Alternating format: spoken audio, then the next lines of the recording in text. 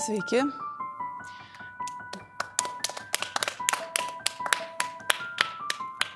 Ačiū. Nevaidinu jau 2 metai. Ir kuo anksčiau pradėsi nevaidinti,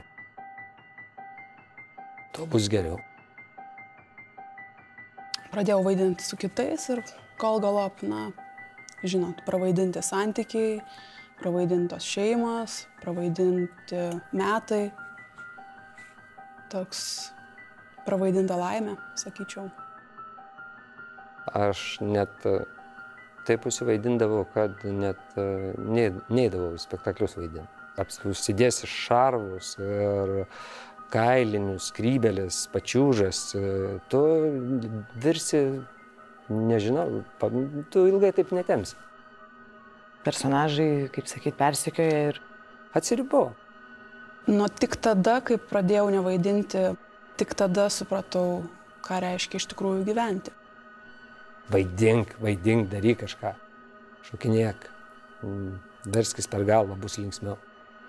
Arba aš dabar nustoju vaidinti, arba aš niekada nebesustosiu. Tai yra sunku, aišku, žiūrovai siūlo vaidinti pastoviai. Kiekvienam linkėčiau pabandyti. Nesvarbu, jeigu negalite iš vis nevaidinti, tai bent, nežinau, savaitę, mėnesį, 5 dienas nevaidinti.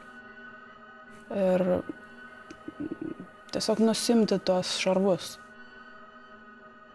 Yra muistymaisi salėje, niekas nesupranta, kas vyksta, o mes tiesiog nevaidiname. O jeigu tu nustosi vaidinti, tu pamatysi, kad visi aplink vaidina. Ačiū, kad išklausėt.